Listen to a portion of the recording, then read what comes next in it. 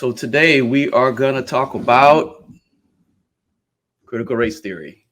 This is your host, Dr. Jason Hayes, Democratic candidate for Lieutenant Governor here in the great state of Georgia. And first off, I want to thank everyone who, number one, actually tuned into the show, those who looked at the rebroadcast. We had almost 7,000 views from last week, which was the debut. Had a great time. It was awesome to see people actually tuning in to learning more about me as a candidate. So I thank you. So thank you for supporting my campaign, Jason for Georgia. That's Dr. Jason Hayes, Democratic candidate for Lieutenant Governor right here in the great state of Georgia. So I appreciate everyone. And now we can jump right into it. Critical race theory is, oh my goodness, just like most of you, we all think it's about blaming white people for the struggles of Black people. We think that it's Afro-American studies, it's African-American studies. It's something, the reason why we're in the condition we are here today. And there's been a lot of hate. People like President Trump. He has, former President Trump, that is, in 2021, he actually ended up, in 2020, he actually ended up calling for removing critical race theory from the school system. And even in 2021, current Governor Kemp actually urged the state school board to outlaw teaching critical race theory. Now, at this particular time, the House and the Senate are attempting to have bills to actually outlaw critical race theory from being taught. And if a school teaches it, they'll be penalized. And when I mean penalized with funding, loss of funding, that is. This topic is something that, hey, it is all over the news. It's a hot topic. And we really do need to talk about critical race theory as much as possible. So the first thing is that we must define it. So just like many of you, we want to define what critical race theory is. And what I will do is I'm going to pull up American Bar Association. You can actually go to their website. And when you go to it, American Bar, so you can actually Google critical race theory, American Bar Association. And actually, it's an article that they have. It's titled, it's actually January 11th, 2021, Human Rights, a Lesson on Critical Race Theory. It actually gives a background. President Trump talked about it back in 2020, and it talks about actually who started critical race theory. So critical race theory is more of the legal discussion, social contract discussion about race. It was started by several scholars in the early 70s. And what I would like to do is to mention these scholars such as Derek Bell, Kimberly Crenshaw, Cheryl Harris, Richard Delgado, Patricia Williams, Gloria Ladson-Billings, Tara Yoso, and others. And essentially, there are four core tenets about critical race theory. The first one I want to discuss is recognizing that race is not biologically real, but it is a social construct and socially significant. It recognizes that science refutes the idea of biological racial differences.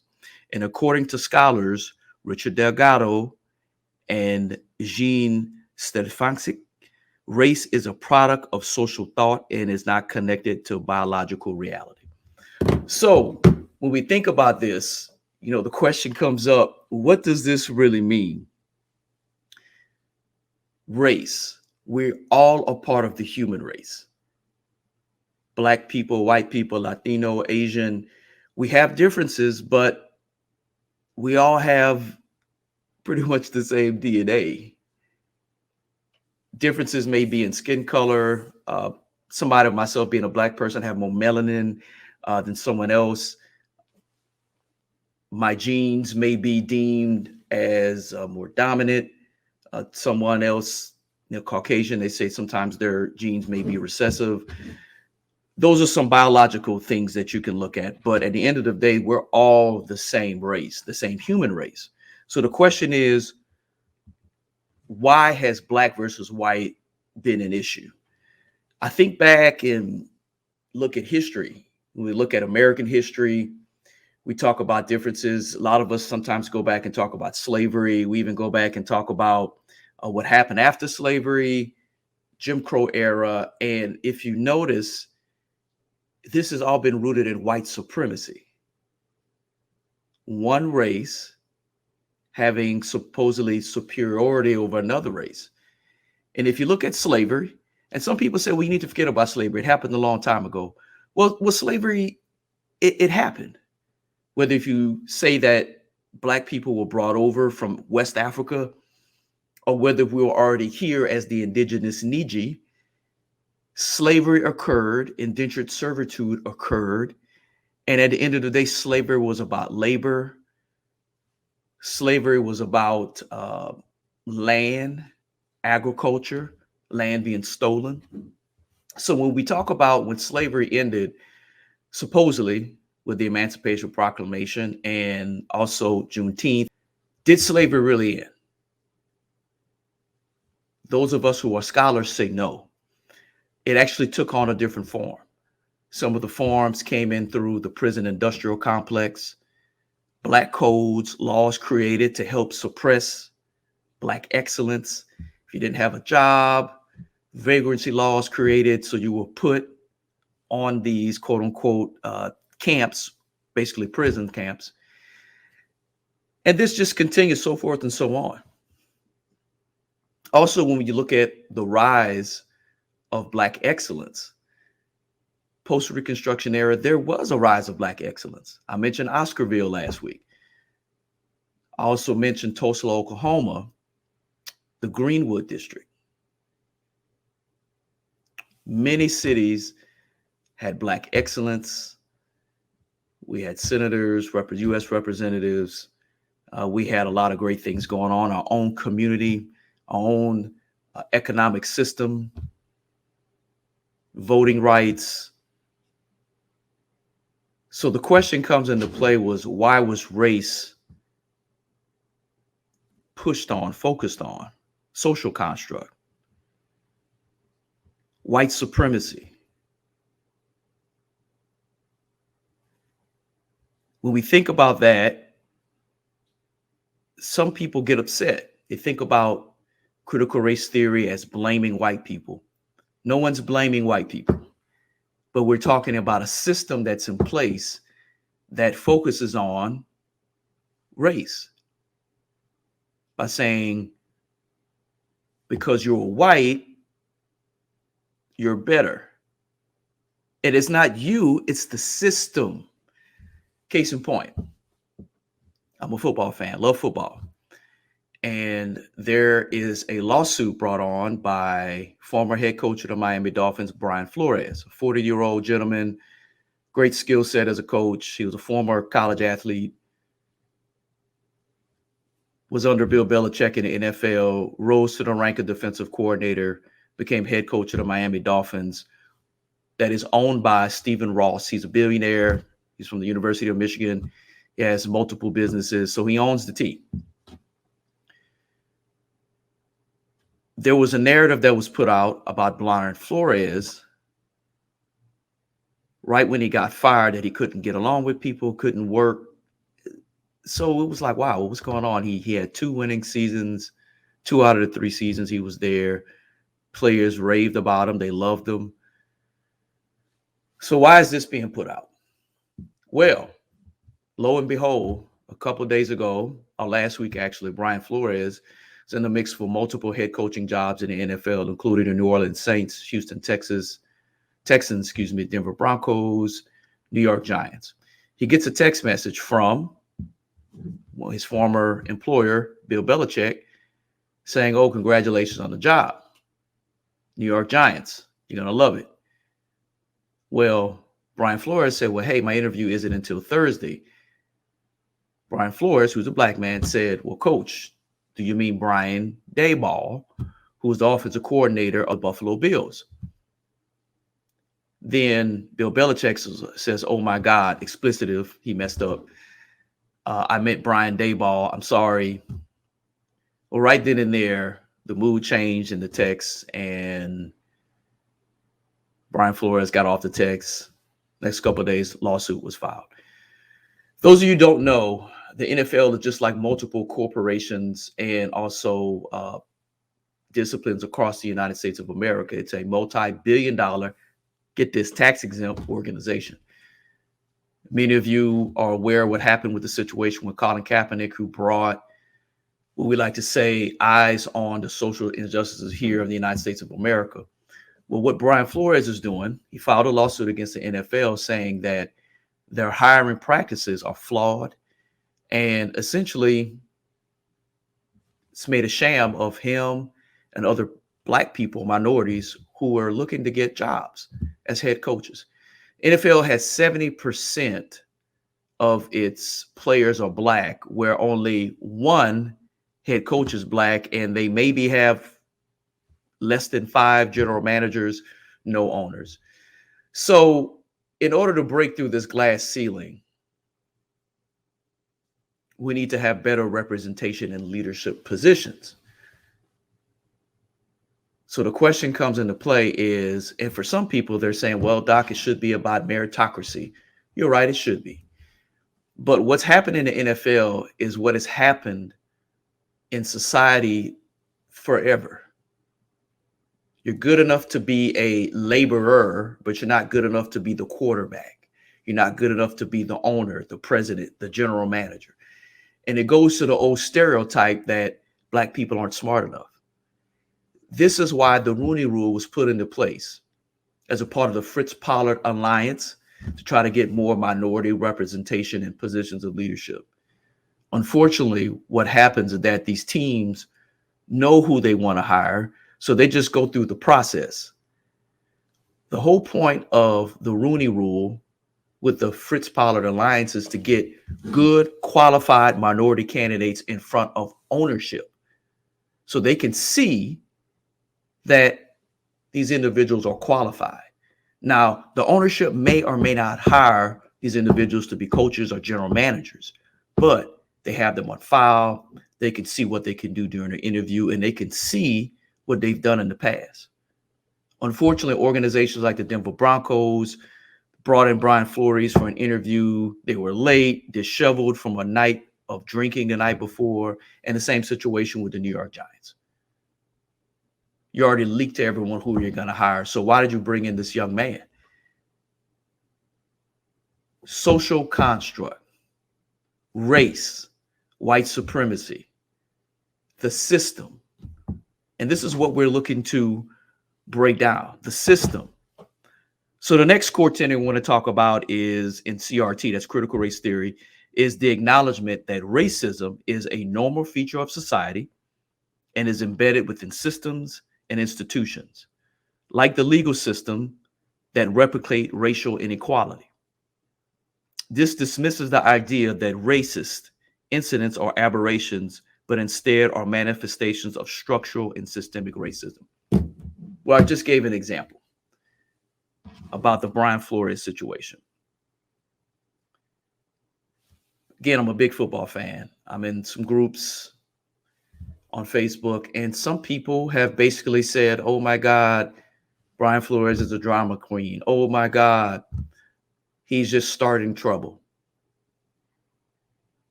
We're tired of hearing this. Same thing about Kaepernick. It said the same thing. Oh my God, he's a troublemaker. He's a clown. When people say these things about issues that are occurring, or when they say things as, oh, that's a one-time incident. Those of us who are Black, we know. We've seen these incidents where they've been our own personal incidences or they've been incidences throughout society. The situation that happened with George Floyd, there are many people that still say, well, that's an isolated incident. No. Will Smith made a comment and he said, racism or injustices with the police department or certain police or certain people in leadership positions has always been there. It's just now it's been captured on the cell phones, the TVs. It's been captured. So when people gaslight us and say that's a one-time incident, you're hurting progress here in society. You're hurting race relations between black and white, between white and Latino, between white and Asian. You're hurting relationships by not acknowledging racism. Now, it is possible to say that a system is racist without you being a racist. I was doing more research about critical race theory, and one article popped up. And I want to bring this article. I want people to look at it. And I want to tell you this article because I want you to go and look it up. And in this particular article, it discussed how sometimes people don't know the difference between a racist system and racism. And people take it personally. When I started talking about critical race theory, even on Facebook, I had a lot of people come on there and say they wanted to ban it. Oh my God, you're going to talk about white people and saying it's white people's fault. No, we're not going to say it's white people's fault. But some people took it personally by saying you're going to blame the white man. No one's trying to blame the white man, but we're saying that it's likely difficult for you to see this because this is your system. So when there are issues in the system, you take it personally. So the article that I am referring to is called the Grio, Grio, and it's a feature by Hannah Joy. It says, Georgia Education Board passes resolution to block critical race theory. Now, this is what has a discussion about how Brian Kemp actually urged the state board to discuss it, to stop critical race theory. But in this particular article, it does discuss how it's difficult for people to separate between the two, between racism and also whether if it's racist. And it also talks about shielding their children from this.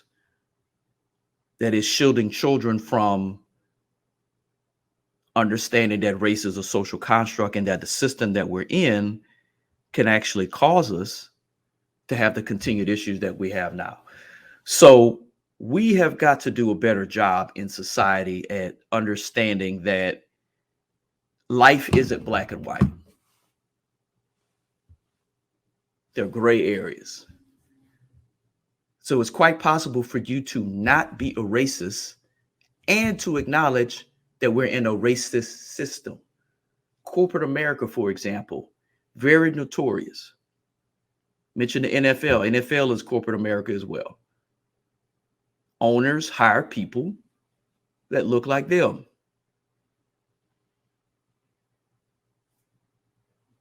So it's harder to get through it. And then these same thought processes or ideologies about black people not being smart enough, black people not being able to do certain things gets perpetuated. So we need people to start looking at themselves and say, hey, is it quite possible that we're in a system that is racist? But I may not be a racist.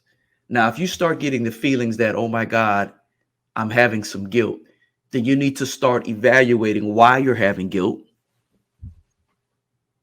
Is it your own personal feelings behind critical race theory? Is it your own thought process? Is it how you feel? Or is it maybe some things that you said in your home around your children that maybe be coming to light? Again, it's quite possible to be in a system that is racist and you not be a racist. So let's go to the third core tenet of critical race theory.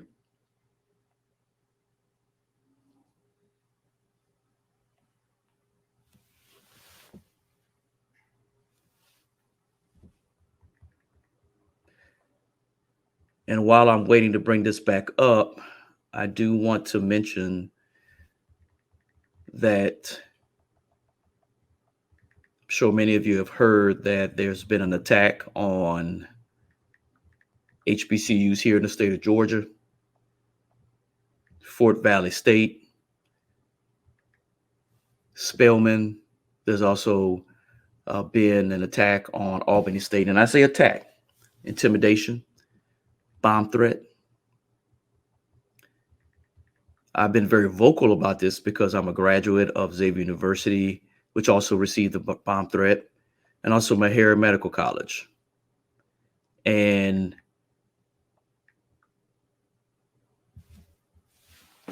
when we talk about this, some of you may be saying, hey, that's a one-time thing. But if you look at the link, there were a handful of HBCUs that were pushed or had bomb threats. Well, they're all historically Black colleges and universities.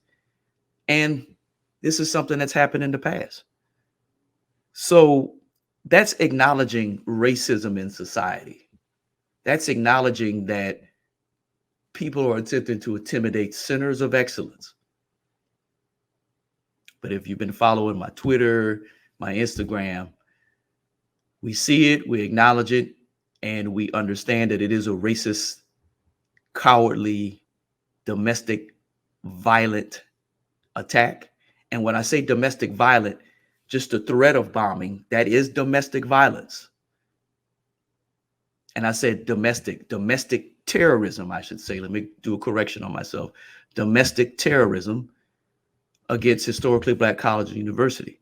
So it's okay to acknowledge that that is racism and that is a hate crime, and you not be a racist. So again, that's part of that core tenet I mentioned, that we have to acknowledge that there's racism in the system. Now, the third core tenet of critical race theory, and again, it's the American Bar Association. It's an article from January 11th, 2021, Human Rights, A Lesson on Critical Race Theory. Third core tenet, rejection of popular understandings about racism, such as arguments that confine racism to a few bad apples. CRT recognizes that racism is codified in law, embedded in structures, and woven into public policy.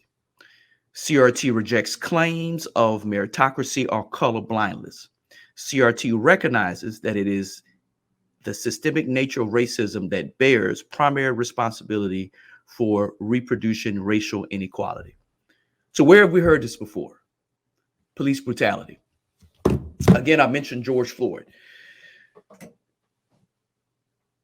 The situation that occurred with George Floyd was one of pain, hurt, disappointment, disdain. Everyone across the country saw it. The same thing with Ahmaud Arbery in Brunswick, Georgia. He was targeted because of his race. But there were still some people, same thing with George Floyd and Ahmaud Arbery, who turned around and said, well, it's something that they did. Or the cop that hurt George Floyd, he's just one bad apple. Or those guys that chased Ahmaud Arbery, they're just a few bad apples. When you say those things, you refuse to acknowledge the racism in the system. You refuse to acknowledge that they were vigilantes in American history that practiced domestic terrorism against Black people, night riders, Ku Klux Klan. And they were allowed by local, state, and federal government. If you look back at the Ahmaud Arbery situation, those terrorists that lynched him, one of them was a former police officer. Then when the situation went to the local police department and the DA, no charges being filed. Why? Did those people know each other? Yes, the DA did. He was a former cop. But that's a systems issue as well.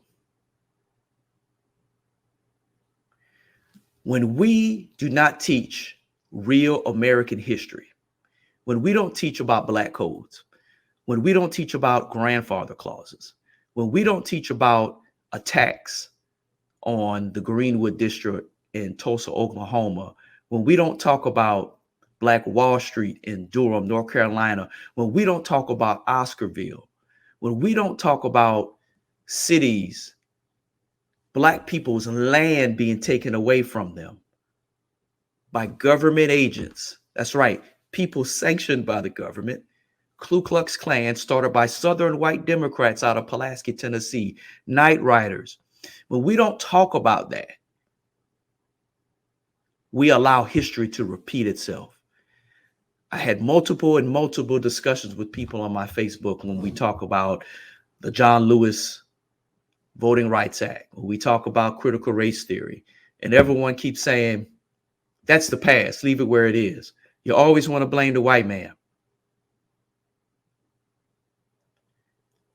I mentioned that history is an opportunity for us to evaluate the past and make a social evaluation of why things happen. Human behavior. We have to understand human behavior, why there's racism, and understand it and try to correct it. The truth is that race is taught, or racism is taught. There's some people being taught racism at their home, jokes by their parents, jokes by their grandparents, jokes at family gathering, using the N-word, allowing networks like Fox News,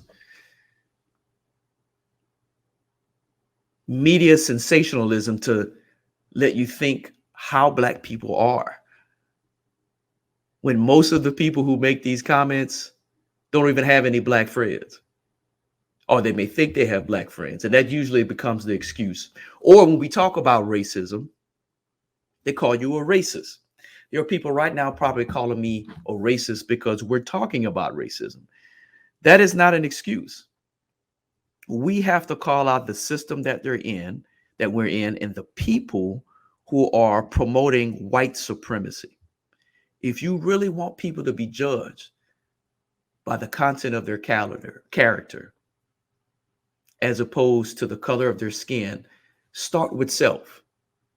Look at yourself in the mirror. Question what you have done. Question how you teach your children. Question how you interact with your friends.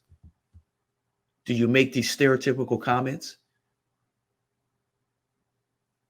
I can't tell you how many times I've had discussions with people and they try to say, well, there are more Black people on food stamps and public assistance than white people. There are more Black people committing crimes than white people. Well, if you look at SNAP, that's the program that formerly was food stamps, there are about 37% white people who get food stamps or SNAP versus 24, 26% of Black people across the country. Now, here in Georgia, there are more Black people on SNAP than white people. It's about 26%, maybe 11% white. But one thing about Georgia is that Georgia is one of the hardest states to actually get any kind of public assistance because of racist thoughts, tendencies, thoughts that Black people don't want to work, or Black people can't hold a job. Totally unfounded, totally untrue. You cannot make these stereotypical thought processes and then use statistics to back up what you're saying. Racism. You have to challenge yourself, challenge how you're thinking. Now, I do want to define racism, that is, since right now there are people that are going to say, if you talk about race, you're a racist. So what is a racist? The New Oxford American Dictionary calls a racist a person who shows or feels discrimination or prejudice against people of other races, or who believes that a particular race is superior to another. That's a racist. Nothing in here about the definition says if you talk about race that you're a racist. It says if you're being discriminatory against a person or prejudice, or if you're someone that feels like your race is superior. I couldn't tell you how many times I've had conversations with people over Facebook or just conversations with people who aren't the same race as me, who don't have the same background as me. And we're talking about a topic that is my area of expertise. And these individuals don't have any degrees at all, but they feel like because of their race that they know more. I can't tell you how many times. I have 5 degrees, a Bachelor of Science, a medical degree, a Master's of Public Health, a Master's in Business, and a Fellowship of American College of Physicians. And I can't tell you how many times individuals have tried to argue with me about topics that are not their area of expertise. Is race a part of this? Quite possible. I wouldn't doubt it. But again, we talked about the last core tenet. Back to the Ahmaud Arbery situation, the murder of Ahmaud Arbery, and also the murder of George Floyd. We have to recognize that racism is in the law. Oh, let's not forget Fernando Castile, pulled over by the police for what, a broken taillight, had a gun. His gun was registered. He told the police officer it was registered. The police officer asked him to get his license, and what happens? The police officer shoots and kills him. Don't see or hear anything from the NRA. Police officer gets off. That's an example of racism within a system. So we have to start examining systemic racism. The last core tenet is recognition of relevance of people's everyday lives to scholarship. This includes embracing lived experiences of people of color, including those preserved through storytelling, and rejecting deficient informed research that includes the epistemologies of people of color. So I read this last core tenet over and over. And it's basically talks about meritocracy, scholarship, and people, and sort of gaslighting, or talking about Black people that are successful. And hey, you're successful. Well, why can't this other person be successful? Oh, the experiences you have. Oh, that's a one-time thing. We don't see that.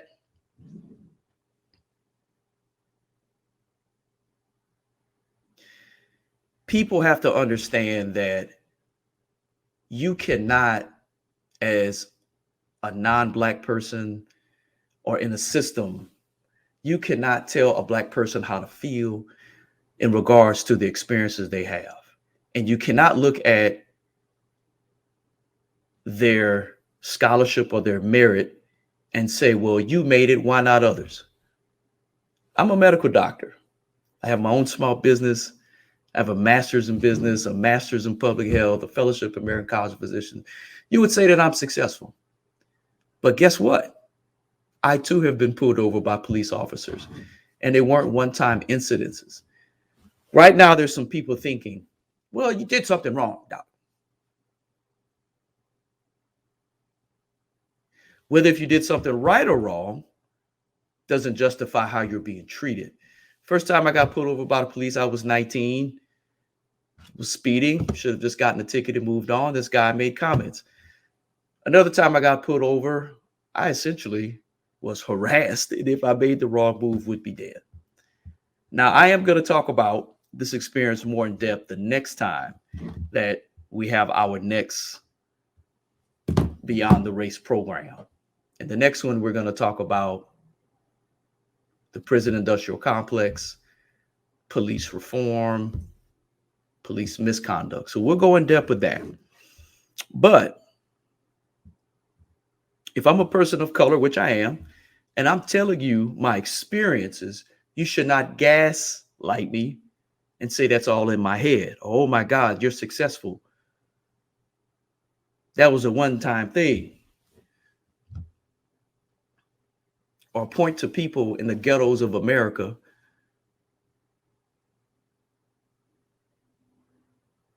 who are minorities and say, well, you've made it, why not them?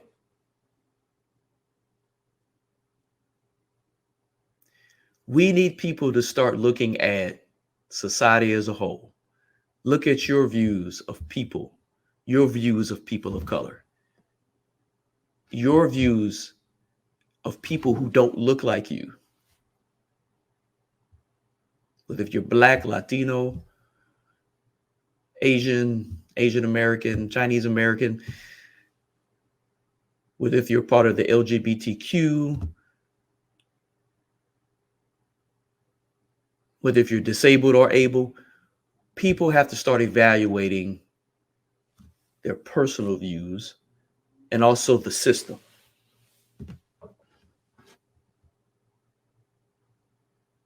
When we start evaluating the system, look and see how you are involved in the system and how you're treating people. Are you making excuses for the system? Are you a part of the system? I mentioned that CRT, critical race theory, people want to outlaw it. They don't want to discuss it. HB 888 or HB, that's House Bill 888 here in Georgia, if passed, would prohibit curriculum that could be considered racially discriminatory. And school districts that teach it would lose 20% of their funding. So if I'm a civics teacher, if I teach social studies, how do I talk about race if critical race theory is removed? Those who are pushing this bill, you're wrong. Those who are supporting this bill, you're wrong. You want choice? You want choice for what your children to learn? Okay, let's use the same logic. You want choice. You also want choice for the vaccine, whether if you want a choice, whether if you wear a mask, choice for whether your students can learn about critical race theory, your students, your children. But yet when it comes to a woman's right to choose whether to have an abortion or not, then all of a sudden you want the government involved. Or when we talk about SB 202, Senate Bill 202 that was passed last year, you want people to show their IDs. If they don't show their IDs, they can't vote.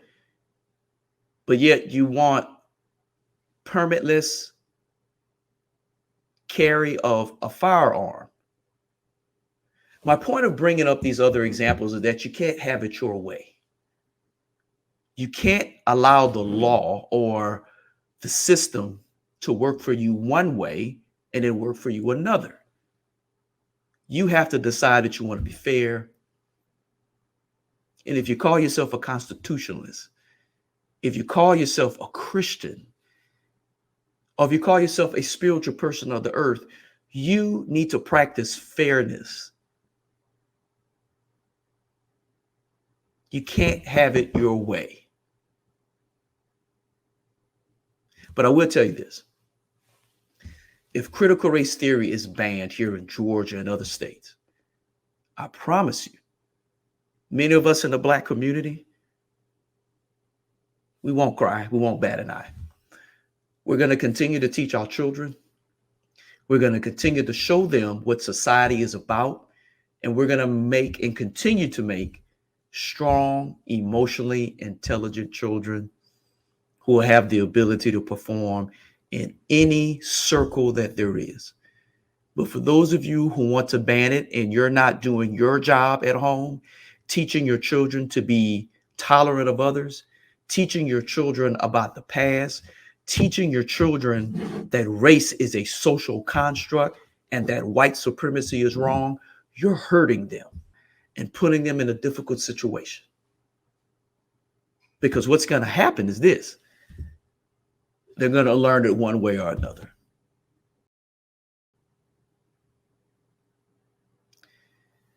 Critical race theory needs to be taught.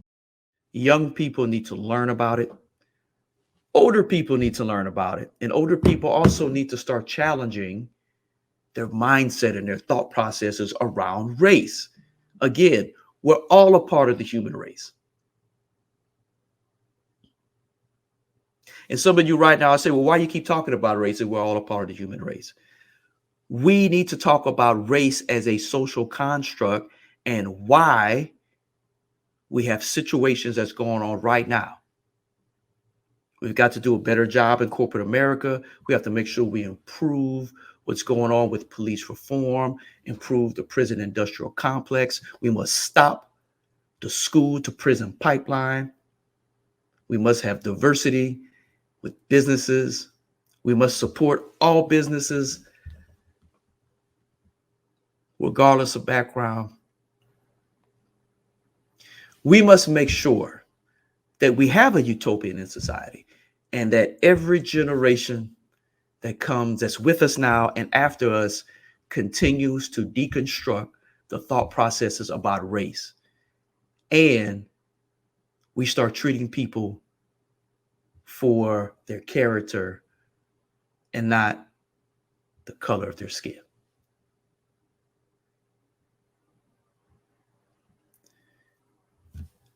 We must continue to teach critical race theory. We must continue to learn about it. And we must put ourselves in a situation that we are learning about race. Because if we don't talk about race, if we don't talk about why, if we don't talk about why things happen, they're going to continue, they're going to continue, they're going to continue, they're going to continue, and they're going to continue. So again, HB 888, call your representatives and tell them no, vote no for HB 888. And there's also a Senate bill as well. And let me pull this one up for you.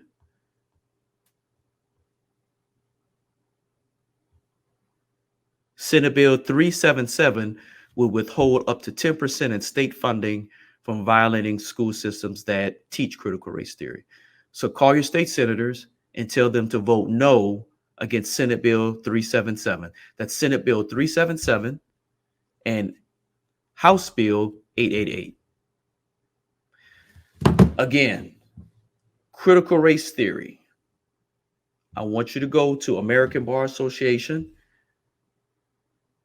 It's their January 11th, 2021 article on human rights, a lesson on critical race theory by Janelle George. So again, to recap, critical race theory was started in the early 70s by scholars, and it talks about the recognition that race is not biologically real, but is a social construct and socially significant. Race is a social construct and socially significant. 2, acknowledge that racism is a normal feature of society and it's embedded within systems and institutions like the legal system, and that it replicates racial inequality. 3, we must reject popular understandings about racism, such as arguments that confine racism to a few bad apples. And 4, recognition of the relevance of people's everyday lives to scholarship.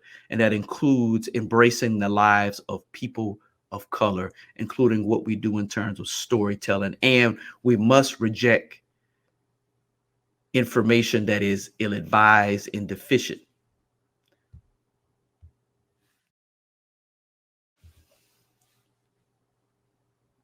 I want to thank all of you for coming on board and listening to this discussion about critical race theory and defining it.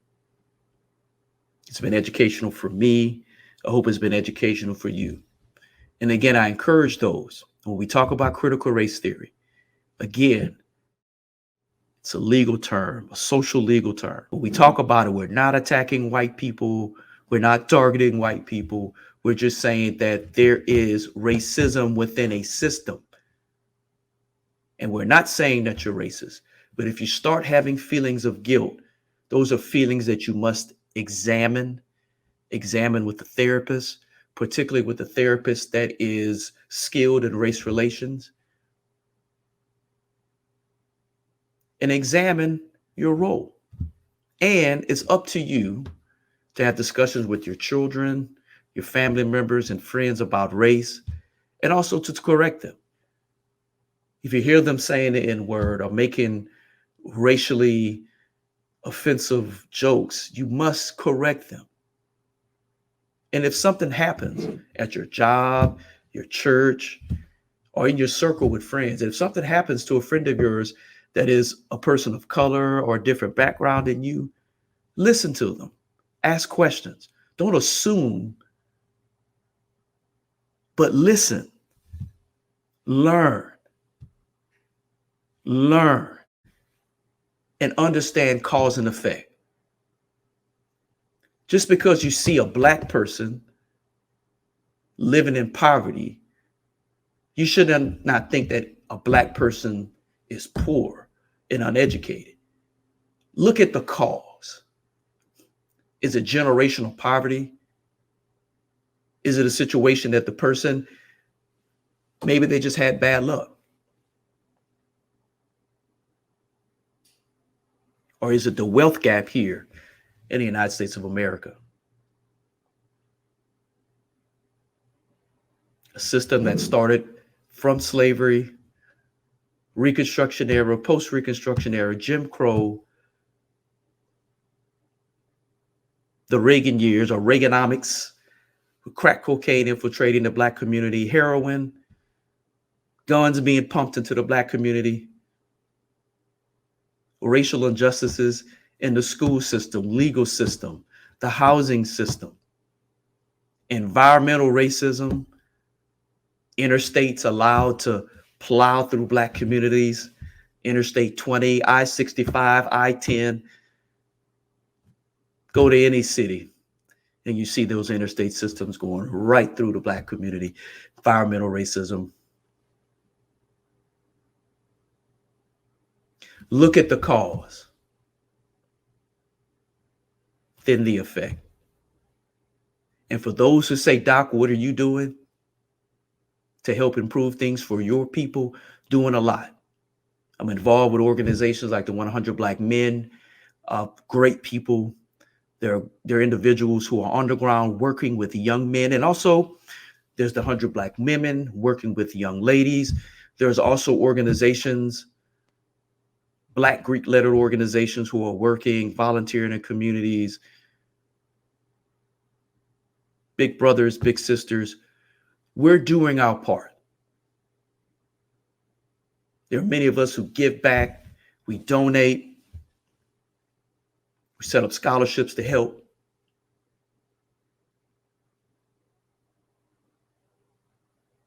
And someone like myself, I want to run for office to be a public servant because I want to do what's right for people. And if you look at my policies, especially the economic policies and education policies, we want to fix things that are happening. Before I sign off, I want this podcast to be shown to people, especially political leaders here in Georgia, political leaders on the state level, local, county, state level, and also federal lawmakers and the president. We need you to acknowledge critical race theory. We need you to understand racism. We need you to show that you're going to protect people of color, especially those of us who are in the Democratic Party and Republican Party who are voting for you. President Biden wouldn't be president without Black people voting for him.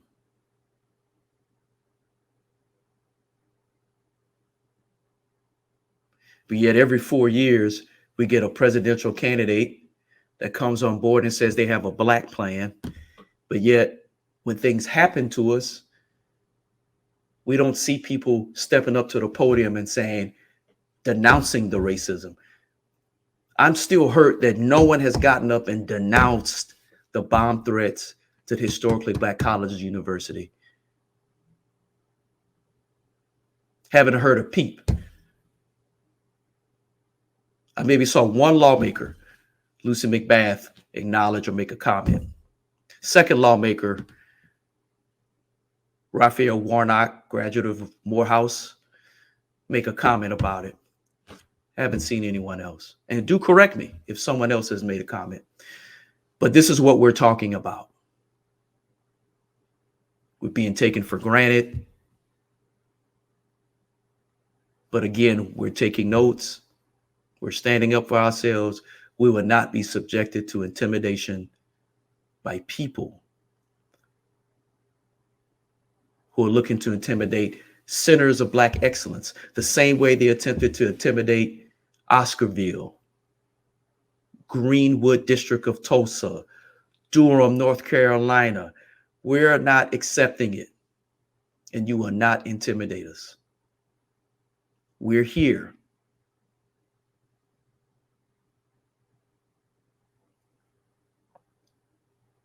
Like Dr. King says, we got the language right tonight. Thank you for allowing me to talk to you about critical race theory and my own feelings and thoughts about race here in this country. If you'd like to learn more about me, please go to www.jasonhayes4ga.com. That's JASONHAYES4FORGA.com. To learn more about me, and also if you'd like to donate to the campaign, I'm running for lieutenant governor, affiliated with the Democratic Party, right here in the great state of Georgia. Again, I'm signing off. This is your host and also executive producer of Beyond the Race. And next week, I mentioned that we are going to talk about the prison industrial complex, police reform, the origins of police, the school to prison pipeline. We'll even talk about laws such as crack cocaine laws and also marijuana laws that were used to, lack of a better word, put minorities in jail for labor. That's the prison industrial complex. And you're going to get my feelings about what I think about marijuana and the legalization of it. And also, you're going to get my experiences with police misconduct and how I was treated in the system. And when I say in the system, when I was pulled over by police, and if I had said the wrong thing, I would be dead. So be ready. You're going to see the advertisement for it. Beyond the Race, episode 3 coming up next week. We're going to talk about police reform, prison industrial complex, and my experiences being treated by police. Signing off, Dr. Jason Hayes, Democratic candidate for lieutenant governor right here in the great state of Georgia. Thank you again. And again, I am your host and executive producer of Beyond the Race.